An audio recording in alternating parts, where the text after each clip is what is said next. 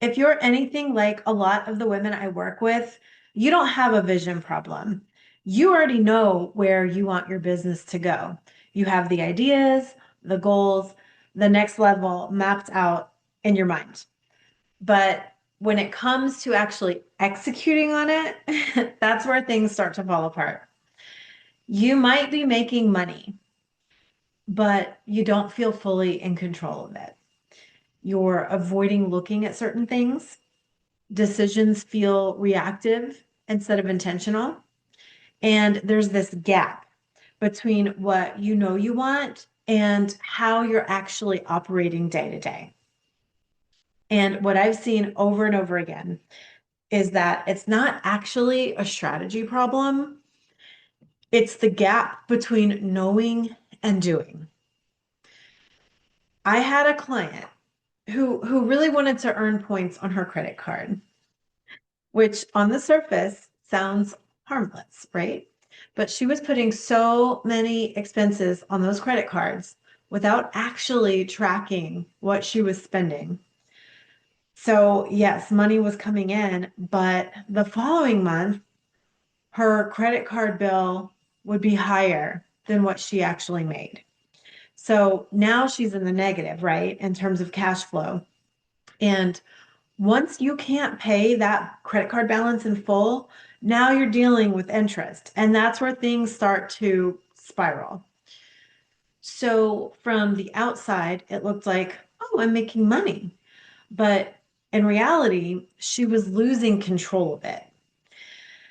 On the flip side, I had another client who hired me just to handle her books for tax purposes. She didn't care about anything else. She just didn't want tax season to be a nightmare. But she wasn't actually looking at her numbers or her reports that I was sending her each month. She was avoiding them. And when she finally got brave enough to look, she realized she had almost $30,000 sitting in her bank account. Meanwhile, she'd been afraid to invest in herself or her skills or her knowledge, questioning whether she was even cut out for entrepreneurship, all while sitting on 30K. Imagine what those last 6 months could have looked like for her if she had felt empowered instead of uncertain. So, avoidance works both ways. Sometimes things are worse than you think, and sometimes they're way better. But either way, avoiding your numbers is costing you. So, another thing that I see all the time is people trying to build too many bridges at once. They have all these ideas, all these offers, all these different revenue streams, and they're trying to build everything at the same time. So what happens? They make a little bit of progress here and a little bit over there, but nothing actually gets fully built.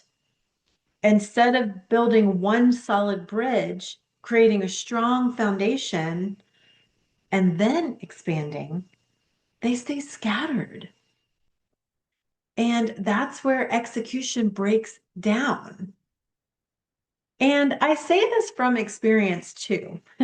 I am a manifesting generator in human design. I have all the ideas. And if I am not careful, I'll try to do all of them.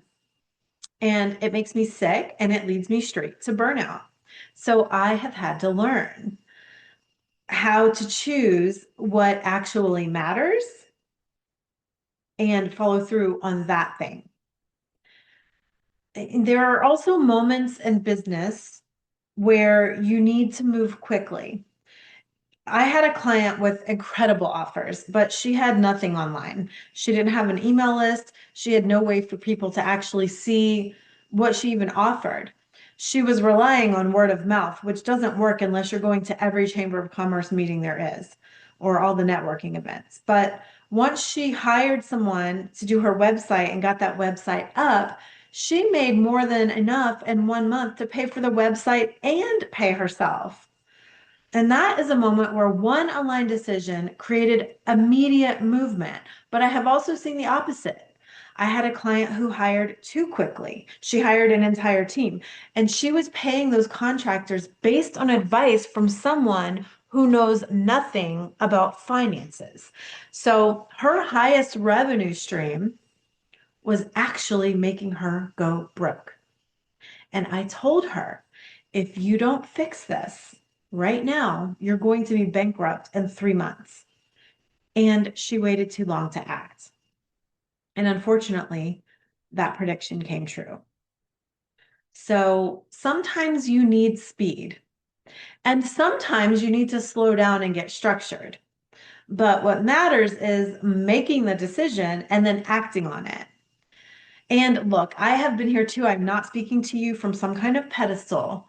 Um, I have avoided my numbers before because I had a lot of personal debt and it felt really heavy and depressing. And I thought, if I don't look at it, maybe it's not as bad, but of course that made it worse. It snowballed.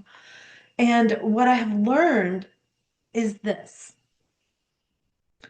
the way you handle your personal money flows into how you handle your business money.